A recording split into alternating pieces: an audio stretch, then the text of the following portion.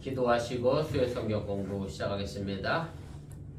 우리의 삶을 주관하시고 섭리하시는 전능하신 아버지 하나님, 연말을 보내는 이 시점 속에서, 또한 대립의 절기 속에서 주님의 탄생을 기다린 이 시점 속에서 이 저녁 주의 말씀을 배우기 위하여 오늘 함께 모이게 하시니 감사합니다. 이 자리가 주님을 기다리는 귀한 예배 시간이 되도록 인도하여 주시고, 또 우리의 삶을 되짚어보며 올 한 해를 잘 정리하고 마무리하며 또 새로운 한 해를 준비하는 귀한 시간 되도록 인도하여 주시옵소서. 예수님의 이름으로 기도드렸습니다. 아멘.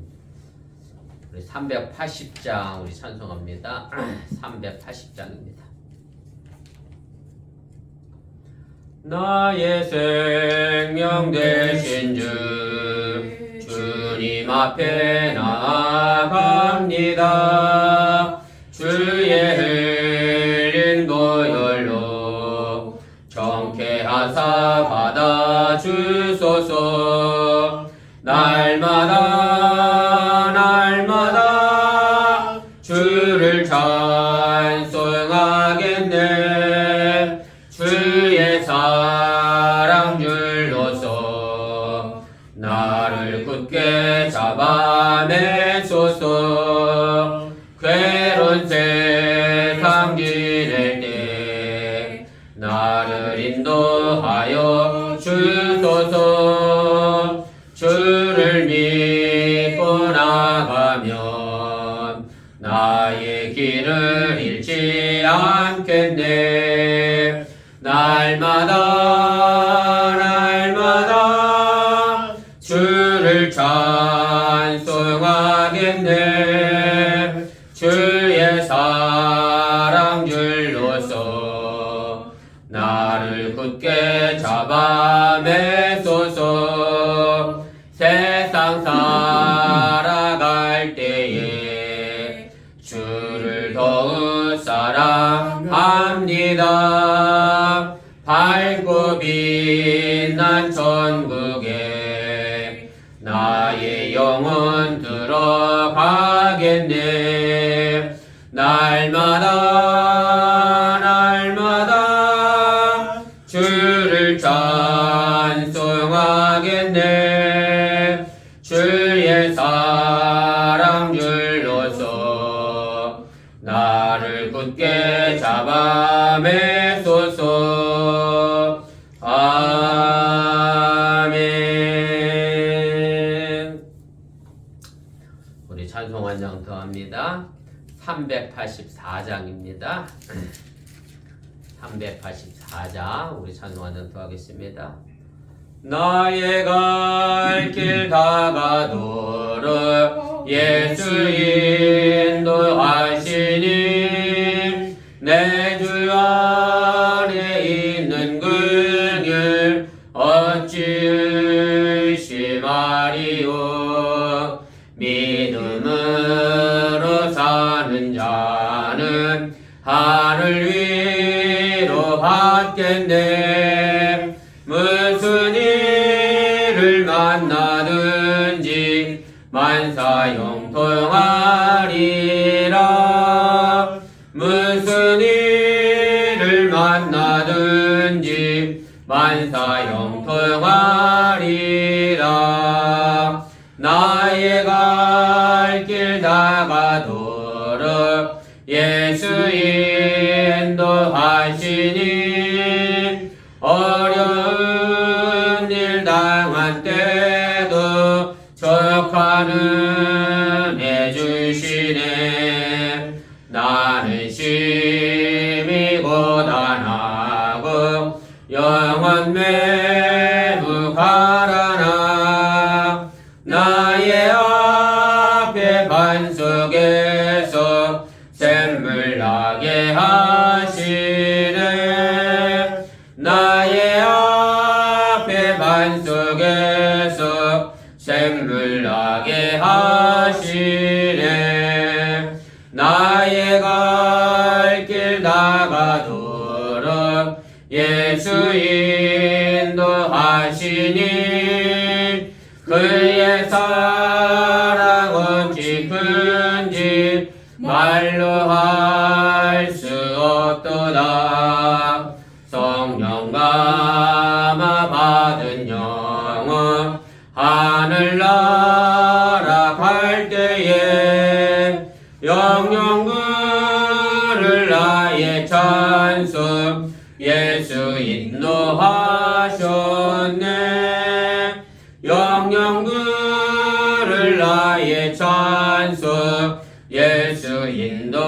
하셨네. 아멘.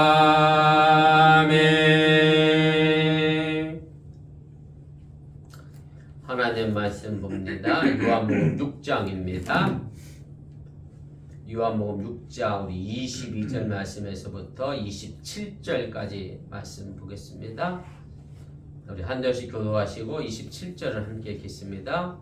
이튿날 바다 건너편에 서 있던 무리가 배 한 척 외에 다른 배가 거기 없는 것과 또 어제 예수께서 제자들과 함께 그 배에 오르지 아니하시고 제자들만 가는 것을 보았더니 그러나 디베라에서 배들이 주께서 축사하신 후 여럿이 떡 먹던 그곳에 가까이 왔더라. 무리가 거기에 예수도 안 계시고 제자들도 없음을 보고 곧 배들을 타고 예수를 찾으러 가버나움으로 가서 바다 건너편에서 만나 라비여 언제 여기 오셨나이까 하니 예수께서 대답하여 이르시되 내가 진실로 진실로 너희에게 이르노니 너희가 나를 찾는 것은 표적을 본 까닭이 아니요 떡을 먹고 배부른 까닭이로다. 썩을 양식을 위하여 일하지 말고 영생하도록 하는 양식을 위하여 하라. 이 양식은 인자가 너희에게 주리니 인자는 아버지 하나님께서 인치신 자시니라. 아멘. 오늘 요한복음 28번째 시간입니다. 우리 영생을 주는 진정한 떡이 과연 무엇이냐에 관한 말씀의 내용입니다. 우리가 내용본에 보시면 지난주로 해서 예수님께서 이제 일종의 보면 이제 후반기에 새로운 사역을 이제 시작을 이제 하시게 됩니다. 예수님께서 무리를 거르심으로 해서 그 이전의 사역과 그 이후의 사역, 다시 말하면 새로운 출애굽을 홍해를 건너가는 모습으로 우리에게 보여주심으로 해서 가나안을 향하여 나아갔던 것처럼 이제 새 하늘과 새로운 하나님의 나라를 위하여 예수님께서 새로운 사역을 이제 시작하십니다. 그러면서 첫 번째로 말씀하시는 것이 이제 내가 하늘에서 내려온 생명의 떡이다, 산떡이다를 이야기하시게 되는데 이것은 앞서 말씀드렸던 것처럼 이스라엘 백성들이 과거 광야에서 하늘에서 내려온 만나를 먹었던 것처럼 예수님께서 하늘에서 내려온 신령한 만나이며 진정한 생명의 떡임을 말씀하시는 그런 내용입니다. 그래서 오늘 첫 번째 단락은 영생을 주는 진정한 떡은 과연 누구냐에 관한 말씀의 내용으로 정확히 하기에는 71절까지 말씀입니다. 그래서 긴 부분인데 오늘은 22절부터 27절까지 있는 말씀만 오늘 보면서 본 단락을 좀 정리를 좀 해보도록 하겠습니다. 그래서 본문 개요 가겠습니다. 그래서 본문도 요한복음의 전형적인 병행 구조를 이제 가지고 있습니다. 그래서 6장 22절부터 24절 말씀에 보면 예수님께서 이제 배를 타고 어디에 가시게 되죠? 제자들과 함께 가버나움에 이제 도착을 하게 됩니다. 그랬더니 무리들이 군중들이 예수님을 찾아서 가버나움으로 오게 됩니다. 그것이 이제 첫 시작이게 되고요. 그 다음에 제일 마지막 A-에 가면 59절부터 71절에 가면 이제 예수님을 따랐던 많은 사람들, 오병이의 기적을 보고 예수를 쫓아갔던 사람들이 예수님 말씀이 어렵다 그러면서 예수님을 떠나가게 되고 다만 12제자만이 어디에 남게 되느냐면 가버나움에 남게 됩니다. 그래서 A와 A-가 가버나움으로 서로 병행 구조를 이루게 되고요. 그 다음에 두 번째 단락이 이제 25절부터 이제 40절까지의 말씀인데 예수님께서 자신이 하늘에서 내려온 진정한 떡, 산떡임을 이야기를 하시게 되고 비대시에서 43절부터 58절 말씀에 보면 다시 한번 예수님께서 자신이 진정한 떡임을 강력히 주장하시고 그리고 이 떡은 다른 것이 아니라 바로 나의 살임을 이야기를 하시면서 예수님께서 우리를 위하여 자신의 몸을 내어주신 것에 관한 이야기를 하시게 됩니다. 그 다음에 가운데 있는 단락이 이제 41절부터 42절에 있는 말씀이 예수님께서 하늘에서 내려온 산떡이라고 그랬더니 그것에 대하여 유대인들이 강력하게 항의하는 것으로 이렇게 본문은 병행구조로 연결이 되어져 있습니다. 2번입니다. 그래서 6장의 전체적인 주제는 무엇이냐면 무엇이 참된 양식이냐, 무엇이 진정한 양식이냐에 관한 이야기이고요. 요한이 이렇게 길게 참된 양식을 이야기하는 것은 그래야 할 만한 이유가 있었기 때문인데 결국 무슨 얘기냐면 뭐 옛날이나 지금이나 사실은 먹는 문제가 꼭 뭐와 연결되어 있지요? 사는 것과 연결이 되어 있습니다. 생명을 유지하는 것과 연결이 되어져 있는데 그런데 이제 문제는 무슨 얘기냐면 예수님께서 이 땅에 오셔서 단순한 육신의 먹고 사는 문제를 의미하는 게 아니라 영원히 사는 영생에 관련된 먹고 사는 문제에 관하여 이야기하시기 때문에 먹을 것과 생명의 관계를 연결시켜서 오늘 요한복음은 우리에게 예수님이 우리에게 내려오신 생명의 떡, 진정한 떡임을 이야기를 하게 됩니다. 3번입니다. 그래서 육신의 생명을 위하여 눈에 보이는 양식과 또 자원을 모으려고 애쓰는 삶은 물론 그 자체로 귀합니다. 우리가 이 땅에서 직장에서 여러분들 열심히 일하고 최선을 다해서 우리가 살아가는 삶이 정말 중요한데, 근데 문제는 내가 그렇게 이 땅에서의 삶에 대하여 치중하는 것이 과연 영원한 생명으로까지 이어질 것이냐에 관한 문제가 우리에게 놓여져 있다라고 하는 얘기고요. 그래서 어찌 보면 도리어 걱정할 필요가 없는 많은 양식과 또 눈치 볼 필요가 없는 권력을 영원한 생명의 중요성과 또 필요성을 있게 만들고 살아가는 그런 형편을 우리가 이제 보게 됩니다. 쉽게 말씀드리면 2페이지 제 위로 올라가겠습니다. 그래서 제가 그냥 현실의 내용을 그대로 이제 옮겨 썼습니다만 이런 거죠. 내 집값이 제가 늘 하는 얘기지만 내가 한 채 있는지 몰라봐야 무슨 의미가 있으냐마는 그런 사람들이 여전히 내 집값이 얼마인지에 관심이 많고 요즘은 주식보다는 코인 한다는 사람도 많고 아무튼 풍성한 양식 또 자기 능력에 걸맞지 않는 어떤 성공이나 좋은 집안 배경 혹은 건강한 몸 별탈 없이 착하게 살아주는 아이들 결국 이런 것들이 어찌 보면 도리어 영생을 가로막을 수 있는 배경이 된다라고 하는 얘기입니다. 왜냐하면 거기에 영적인 의미를 부여하지 않으면 그냥 우리는 세상적인 삶만 살기 때문에 그렇습니다. 그래서 우리가 부동산 값이 오르고 주식값이 오르고 내 자녀가 잘 되고 하는 문제 속에서 영적인 의미를 부여한다는 것의 의미는 뭐냐면 결국 내가 이 모든 것들을 좌지우지하는 게 아니라 그 모든 것들은 어디에 달려 있어요? 하나님의 주권에 섭리 속에 달려져 있는 것이고, 그래서 하나님을 인정해 드리는 것이 내가 이 세상을 살면서도 우리 영원한 생명의 양식을 향하여 나아가는 그런 일들을 우리가 하게 된다라고 하는 얘기입니다. 결국 이런 것들은 이제 가치 중립적이라고 말할 수가 있습니다. 무슨 얘기냐면 가치 중립이라고 하는 것은 좋고 나쁘다는 것은 아니에요. 없다만 내가 그것을 어떻게 사용하느냐에 따라서 좋은 것이 될 수도 있고 나쁜 것이 될 수도 있습니다. 사실 돈이라는 것도 마찬가지입니다. 물질도 가치 중립적이죠. 돈이 무조건 좋은 건 아니잖아요. 잘못 사용하면 그것은 더 큰 악이 될 수 있다라고 하는 얘기고, 그래서 우리가 이런 가치 중립적인 것을 인정하면서 이것이 하나님의 주권을 인정해 드릴 때에 우리가 비록 이 땅에서 육신의 삶을 산다 할지라도 그것이 영적인 삶과 연결되어져 간다는 사실을 여러분들이 잊지 마시기를 바랍니다. 6번입니다. 그래서 이렇게 살아가는 사람들은 너무나 많은 재물이나 큰 권력이나 엄청난 사회적 성취를 마냥 하나님의 축복으로만 여기지 않습니다.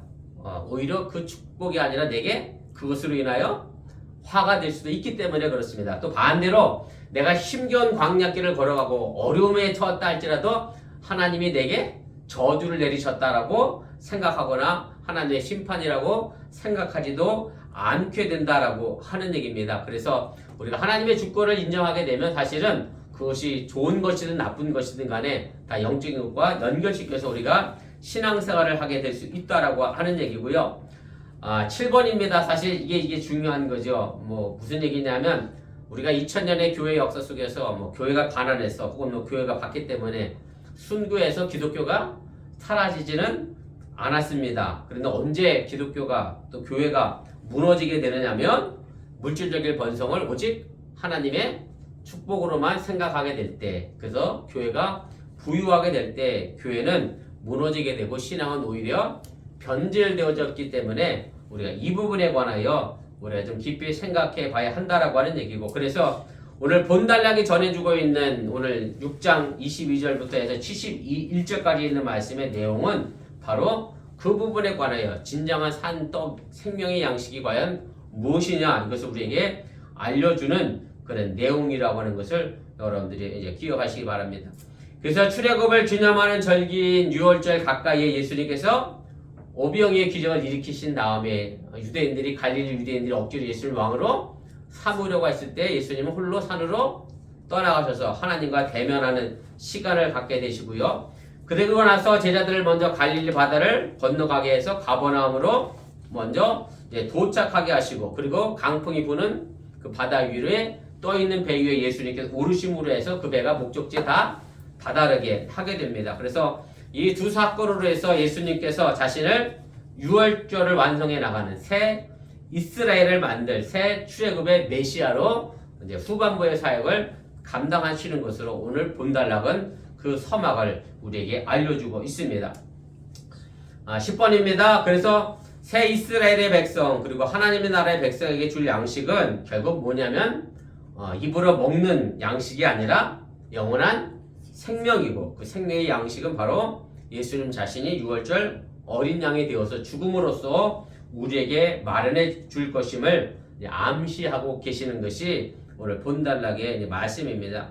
그래서 이 단락에서 이제 5가지 질문에 대한 답이 이제 주어지게 되는데 이렇게 됩니다. 5가지 답은 뭐냐면 질문은 이렇습니다. 생명의 떡은 어떻게 사람들에게 주어지는가? 오늘 우리가 읽은 27절 말씀에 이제 그 답이 이제 주어지게 되고요. 우리가 계속해서 읽어 나가야 되겠습니다만 생명의 떡은 어떻게 받는 것인가? 그 다음에 생명의 떡은 그럼 누가 주는 것인가? 생명이 무엇이 생명의 떡인가? 그 다음에 5번째가 생명의 떡을 누구에게 주시는가? 이 질문에 대한 답을 우리가 찾아가면서 본문 주석을 함께 해 나가도록 그렇게 하겠습니다. 우리 본문 주석 보겠습니다. 오늘 새로운 출애굽이 시작하는 이 본달락의 배경은 어디인가가 이제 중요합니다. 오늘 22절부터 24절까지 있는 말씀인데 제가 다시 읽어드립니다. 이튿날 바다 건너편에 서 있던 무리가 배 한 척 외에 다른 배가 거기 없는 것과 또 어제 예수께서 제자들과 함께 그 배에 오르지 아니하시고 제자들만 가는 것을 보았더니 그러나 디베랴에서 배들이 죽게서 축사하신 후 여럿이 떡 먹던 그곳에 가까이 왔더라. 무리가 거기에 예수도 안 계시고 제자들도 없음을 보고 곧 배들을 타고 예수를 찾으러 가버나움으로 가서 이렇게 되어 있습니다. 그래서 오늘 이 22절부터 이제 배경이 이제 다음 날로 바뀌게 됩니다. 쉽게 말하면 오병이의 기적을 일으킨 그 다음 날이 이제 배경이 되고요. 그리고 22절부터 24절에 있는 말씀은 지난밤에 어떤 일이 있었는지 모르는 사람들에 대한 이야기입니다. 무슨 얘기냐면 지난밤에 예수님과 제자들은 강풍이 부는 바다 위를 건너서 오셨잖아요. 그런데 지금 나와 있는 사람들은 그 사실을 전혀 모르고 있는 사람들입니다. 그래서 이 사람들은 어떤 반응이 있느냐면 3페이지 제 위로 올라가겠습니다. 그래서 이 사람들이 마지막으로 기억하고 있는 것은 뭐냐면 이제 갈릴리 해변에는 배가 한 척밖에 없었다라는 것을 알고 있었고 그게 22절에 나와 있는 얘기입니다. 그 다음에 예수님은 배에 안 타고 어디 가셨죠? 산에 올라가셨어요. 그럼 배를 타고 간 사람은 누구예요?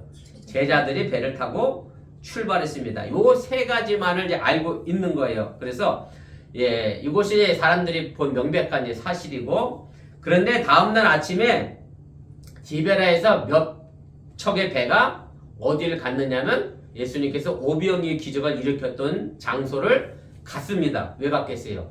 오병이의 기적으로 이렇게 많은 사람들 먹였다니까 그게 궁금하고 보고 싶으니까 이제 거기 간 거예요. 그러면 전날에 사람들은 예수님은 배에 안 탔고 제자들은 배 타고 갔고 배는 한 척밖에 없고 예수님은 산에 갔는데 그럼 거기에 누가 계셨어야 되죠? 예수님이 계셨어야 되는데 갔더니 예수님도 안 계시고 제자들도 없고 한 척 나온 배도 없고 이런 상황이 된 거예요. 그러니까 그 배에 탄 사람들은 무슨 생각을 하게 됐느냐면 예수님이 배를 안 탄 걸 봤으니까 그럼 어떻게 했겠어요? 거기 안 계시면 해안을 따라 뺑 돌아서 가버나움으로 간 것으로 이제 생각을 한 겁니다. 그래서 거기에 예수님이 안 계시니까 그 사람들이 부랴부랴 배를 다시 돌려 어디로 가게 됐어요? 가버나움으로 그 배들을 이제 돌려가게 됩니다. 이것이 이제 새로운 단락의 이제 시작이 되게 됩니다. 4번입니다. 그래서 이 배경에서 이제 저자 요한이 관심 가지고 있는 것은 지리상의 정확성을 의미하는 게 아니라 무리들은 그곳에 머물러 있었고 쉽게 말하면 오병이의 기적이 일어났던 그 장소에 무리들은 다시 찾아갔잖아요. 그것에 머물러 있었는데 그런데 예수님과 제자들은 배를 타고 어디로 갔어요? 가버나움으로 건너갔다라고 하는 신학적 의미가 더 중요한 사건입니다. 왜냐하면 그 사람들은 여전히 어디에 남아있는 사람들이에요? 애굽에 남아있는. 그저 애굽에서 왜 광야에서 이스라엘 백성들이 배고플 때 야, 우리가 애굽에서 그래도 종살이 할 때는 뭐 잘 먹고 뭐 고기도 먹고 살았는데 왜 이 고생을 시켰느냐 뭐 그게 불평했잖아요. 사실 그래서 이 무리들은 오병이의 기적을 일으키고 난 예수님이 먹을 것 때문에 그곳에 머물러 있었고, 그런데 예수님과 제자들은 그곳을 떠나 홍해를 건너 광야를 거쳐 새로운 가나안을 향하여 나갔다라고 하는 얘기예요. 그래서 예수님과 제자들이 바로 새로운 출애굽 사건으로 받아들인 것으로 저자 요한은 표현하기 위하여 무리들은 그곳에 있고 예수님과 제자들은 그 바다를 건너간 것으로 이제 신학적 의미를 이제 두게 됩니다. 5번입니다.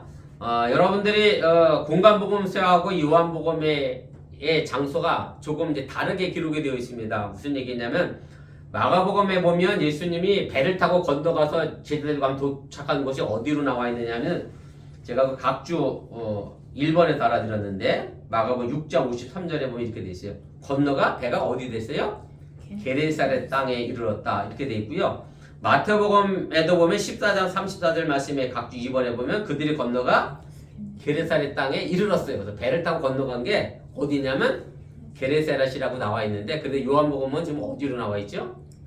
가버나움이라고 이제 나와 있습니다. 그래서 공간복음서와 이제 비교해 봤을 때 요한복음서에 나와 있는 가버나움이 왜 그럼 요한복음 저자는 가버나움을 선택했느냐? 뭐 딱히 정확하게 뭐 설명할 방법이 없습니다만은 그냥 우리가 이 부분을 이제 신학적 이유를 좀 생각해서 선택을 우리가 생각해 본다라고 하면 이제 우리가 뭐 앞으로 읽겠습니다만은 6장 60절부터 66절에 보면 예수님께서 내가 하늘에서 내려온 산떡이라고 했던 유대인들이 아주 강력하게 그 가버나움 땅에서 예수님을 반대를 하게 됩니다. 그래서 그 가버나움의 자리가 아주 적절하다라고 이제 생각을 했는데 왜 그러냐면 제가 6번에 달아드렸습니다. 그 이유를 예수님께서 가버나움이 회개하지 않는 것에 대하여 깊이 탄식했기 때문에 결국 가버나움에 있던 사람들이 회개하지 않고 예수님을 받아들이지 않은 그 이유 때문에 신학적 의미로 가버나움을 선택한 것이 아닌가 그렇게 생각을 해볼 수가 있습니다. 제가 마태복음 11장 23절 24절 각주 3번에 달아드렸는데 거기 보면 예수님께서 이 가버나움에 향하여 하신 말씀이 있습니다. 가버나움아 내가 하늘에까지 높아지겠느냐 음부에까지 낮아지리라. 네게 행한 모든 권능을 소돔에서 행하였더라면 그 성이 오늘까지 있었으리라. 내가 너에게 이르노니 심판날에 소돔 땅이 너보다 견디기 쉬우리라 하시니라. 그래서 가버나움이라고 하는 이 장소가 교만하여서 예수를 받아들이지 않았기 때문에 산떡을 이야기하는 장소로서 저자 요한은 가버나움을 선택한 것이 아닌가 우리가 그렇게 좀 생각을 해볼 수가 있습니다. 자, 2번입니다. 이제 생명의 떡은 그럼 어떻게 사람들에게 주어집니까? 이제 첫 번째 질문에 관한 답이 나와 있습니다. 25절, 27절 말씀입니다. 제가 읽어드립니다. 바다 건너편에서 만나 라비여 언제 여기 오셨나이까 하니 예수께서 대답하여 이르시되 내가 진실로 진실로 너에게 이르노니 너희가 나를 찾는 것은 표적을 본 까닭이 아니요 떡을 먹고 배부른 까닭이로다. 썩을 양식을 위하여 일하지 말고 영생하도록 하는 양식을 위하여 하라. 이 양식은 인자가 너희에게 주리니 인자는 아버지 하나님께서 인치신 자니라. 그래서 이제 가버나움에 도착해서 이제 무리들이 회당에서 예수님을 이제 발견하게 됩니다. 그리고 나서 예수님 보자마자 뭐라고 질문하느냐면 도대체 언제 여기 오셨느냐? 예수님을 찾으러 디베라의 바다 오병이의 기적을 일으켰던 곳을 갔다가 허탕쳤기 때문에 배를 타고 다시 예수님을 찾아본 사람들이라 이제 예수님이 언제 여기 왔느냐가 제일 중요한 이제 질문이 되게 되고요. 뭐 아까도 말씀드렸던 것처럼 예수님이 지난밤 배가 한 척밖에 없었는데 건너와신 상황 보니까 아마 뺑 돌아서 왔을 거라고 생각하니까 예수님 도대체 언제 여기 와 계셨느냐 이런 질문을 이제 하게 됐다라고 하는 얘기고, 뭐 실제로 이제 랍비라고 예수님을 호칭하는 것을 통해서 우리가 생각해 볼 수 있는 것은 그들이 오병이의 기적을 보고서도 그리고 예수님을 왕으로 삼으려 했던 그런 마음들을 생각해 보면서 그들은 예수님을 메시아로 받아들이는 것이 아닌 것을 우리 랍비라는 호칭을 통해서도 우리가 다시 한번 생각을 해보게 됩니다. 우리 4패드 제1로 가겠습니다. 그래서 언제 오셨느냐를 이제 백성들이 무리들이 물었는데 예수님이 그 물음에 대하여 내가 언제 왔다라고 이야기한 것이 아니라 이렇게 대답을 하세요. 약간 동문서답의 대답인데 나는 너희들이 왜 가버나움까지 나를 찾아왔는지를 안다. 이 얘기로 대답을 하십니다. 그래서 요한복음에 보면 예수님께서 사람의 마음을 미리 짐작하고 아신다라고 하는 내용이 많이 등장하게 되는데 물론 예수님께서 선한 사마리아인이래 수가성에 있던 사마리아 여인과의 대화 속에서도 그 여인의 과거를 아셨던 것처럼 또 니고데모의 대화 속에서도 니고데모가 앞으로 어떻게 대답할지를 알고 계셨던 것처럼 이제 그렇게 사람들의 마음 미리 알고 계심에 대한 묘사하는 것이 이제 요한복음의 특징 가운데 하나입니다. 자, 4번입니다. 예수님의 이 동문서답이 이 무리들이 예수님의 떡의 표적을 보았기 때문에 예수님을 찾아온 것이고 그리고 그 표적을 그 사람들이 어떻게 보고 있는지에 대하여 언급을 하게 됩니다. 쉽게 말하면 예수님께서 오병이의 기적을 일으켜서 그 사람들에게 믿음이 생겨난 게 아니라 뭐 때문에 왔어요? 믿음이 아닌 배가 불렀기 때문에 육신의 생명의 양식 때문에 왔다라는 것을 아주 직접적으로 언급하시며 그들에게 뭐랄까요? 요즘 말로 팩트를 제대로 한번 날리시는 그런 대답을 이제 하시게 됩니다. 그러면서요 5번입니다. 이 대답은 결과적으로 어떤 것을 이끌어내게 되느냐면 예수님 말씀에서 믿음이 무엇이고 영생을 주는 양식이 과연 무엇인지에 관하여 설명하기 위한 뭐랄까요? 복선에 해당되는 그런 대답이라고 우리가 할 수가 있습니다. 가로 5번입니다. 그리고 오병이어의 표적의 참뜻을 이제 밝히시게 되는데 이제 마지막 27절에 나와 있는 얘기입니다. 거기에 보면 이렇게 예수님 말씀합니다. 썩을 양식을 위하여 일하지 말라 이렇게 얘기하셨잖아요. 그래서 썩을 양식은 여러분들이 아시는 것처럼 잠시 그들을 배부르게 위한 떡을 말하는 것이고요. 중요하고 물론 필수적인 것입니다. 물론 우리가 떡 안 먹고 살 방법은 없습니다만은 그러나 그 떡의 의미는 이 땅에서만 의미가 있다라고 하는 얘기고 그래서 나만 가지려고 하고 또 내가 너무 많이 갖게 되면 결과적으로 다른 사람들이 가질 수 없고 굶을 수밖에 없는 그런 양식이라고 하는 얘기고 갈릴리 사람들이 잘못된 메시아에 대한 기대가 어찌 보면 이제 썩을 양식이 되어지게 된다라고 하는 그런 얘기입니다. 가로 6번입니다. 그래서 우리가 기도할 때도 마찬가지입니다. 내 중심적인 기도, 우리 교회만 잘 되게 해달라는 어떤 이기적인 기도, 나의 기득권을 지켜달라고 하는 이런 기도가 결국은 우리도 썩을 양식의 기도가 될 수 있다는 것 우리가 좀 상기해야 할 것이고요. 결국 이런 것들은 결코 지속가능하지 않다라고 하는 얘기고 썩을 양식을 하늘까지 쌓아봐야 소용없다라고 하는 사실도 우리가 기억을 하시기를 바랍니다. 7번입니다. 그러나 예수님께서 우리에게 주시려고 하는 양식은 예수님 만들려고 하는 하나님의 나라는 이제 다르다라고 하는 얘기고 그것을 예수님께서는 뭐라고 표현하시냐면 썩을 양식과 비교해서 영생에 이르기까지 남아있는 양식, 다시 말하면 썩지 않을 양식이라 그렇게 말씀하시게 되고요. 그래서 이 양식은 나도 사고 남도 살리고 우리 교회도 살고 다른 교회도 살리고 부자도 살고 가난한 자도 살려내는 그런 양식이 바로 예수님이 오늘 우리에게 주고 싶어하는 양식임을 여러분들이 믿으시길 바랍니다. 8번입니다. 그런데 예수님께서 여기서 아주 이제 중요한 말씀을 하시게 되는데 그럼 이 양식은 도대체 누가 주느냐라고 하는 얘기인데요. 인자가 너에게 준다. 그런데 그 인자는 하나님께서 뭐 하시는 사람이에요? 인친 사람이다. 그래서 인이 뭐 한문이라 그렇습니다만 그냥 쉽게 말하면 인이 뭐겠어요? 도장 아닙니까? 도장 찍은 거예요. 하나님이 도장 찍은 사람이 인자다. 그래서 물론 여기서 인자는 예수님 자신을 얘기하는 거고 썩지 않을 양식은 바로 인자를 통하여 이제 주신다라고 하는데 그 인자는 그럴 만한 자격을 하나님께서 도장 찍어서 부여하셨다, 권한을 주셨다라고 하는 그런 말씀입니다.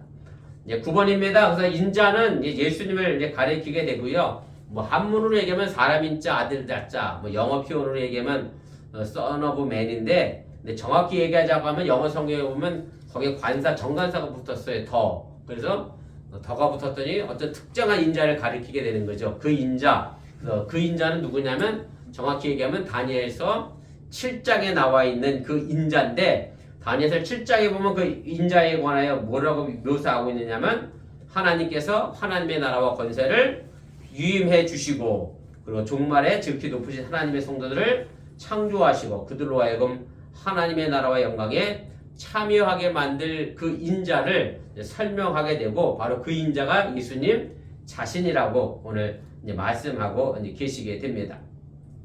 마지막 10번입니다. 그 예수님은 자신의 십자가 죽음을 통해서 바로 우리에게 영원한 생명, 영생을 주실 것이다 라고 하는 것을 이제 말씀하시게 되는 거고요.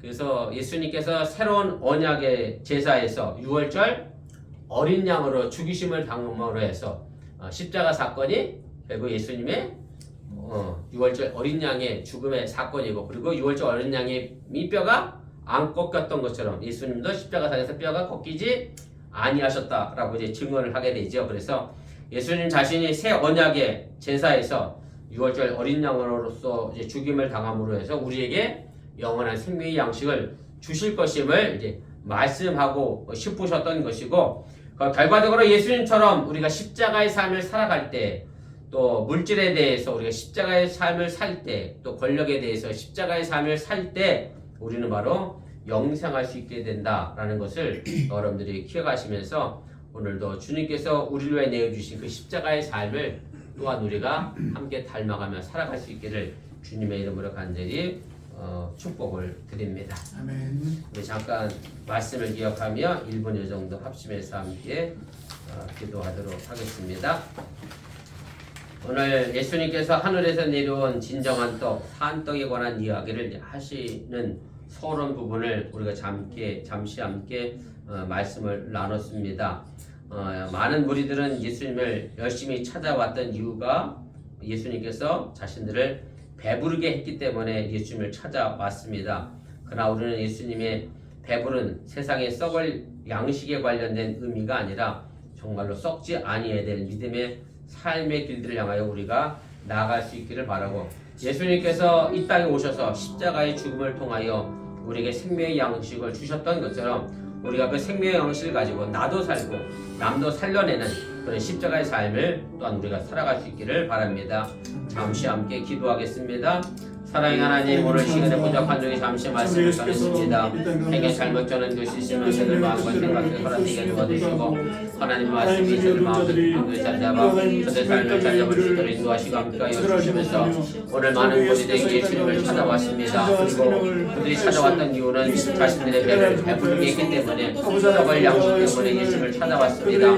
물론 우리가 이 땅에서 먹고 사는 문제 중요합니다. 먹지 않고는 살아갈 수 없습니다. 생명을 유지할 수 없습니다. 그러나 잠시 이 땅의 삶에 아버지의 생명을 위하여 썩을 양식만을 위하여 살아가는 삶이 아니라 영원한 생명, 썩지 아니할 생명의 양식을 위하여 오늘 살아갈 수 있도록 인도하시고 함께하여 주시면서 우리가 이 땅에서 내게 주어진 직장의 삶에 대하여 내게 맡겨진 사랑하는 자녀들을 위하여 열심히 일하고 최선을 다해 돌보고 양육합니다. 그러나 이 모든 것들이 내 욕심으로 되어져가는 일들이 되지 않게 하여 주시려나며 하나님의 주권을 인정하며 하나님께 맡긴 삶을 살아가게 도와주셔서 우리가 화를 당하는 삶의 모습이 아니라 하나님께로부터 복의 축복을 누리는 믿음의 삶의 길들을 살아가도록 인도하시고 함께하여 주시면서 우리가 하나님의 주권을 인정하지 않는다라고 하면 오히려 내게 많은 물질이 화가 될 수 있고, 오히려 우리에게 당면한 아버지의 삶의 축복이 오늘도 우리 하나님의 신앙을 떠나가는 변질의 신앙을 만들어갈 수밖에 없다는 사실을 기억하면서 오늘도 주님과 함께 동행함으로 사망이 흠집은 골짜기를 통해서라도 그런 초장과 실만한 물가를 볼 수 있는 성숙한 신앙의 삶의 모습을 오늘도 만들어가도록 인도하시고 함께하여 주시옵소서. 감사합니다. 사랑의 하나님 고맙습니다. 예수님께서 이 땅에 오셨습니다. 우리에게 썩을 양식이 아닌 썩지 아니할 양식을 주시기 위하여 영원한 생명을 주시기 위하여 산떡으로 오셨습니다. 물론 우리가 이 땅에 사는 동안에 먹지 않고는 생명을 유지할 수 없습니다. 그러나 단순히 먹고 사는 문제에 집착하여 하나님의 주권을 잃어버리고 또한 신앙을 변질시켜 나가는 어리석은 저희들 되지 않도록 도와주시기 원하며 하나님의 내 삶을 이끌어가며 내게 맡겨주신 가정과 자녀들과 직장과 삶의 모든 것들이 하나님의 손에 있음을 인정하며 아멘. 하는 영원히 죽지 아니하는 양식을 위하여로부터 살아가게 하여 주시옵소서. 아멘. 이 모든 말씀 예수님의 이름으로 축복하며 기도드렸사옵나이다. 아멘. 아멘.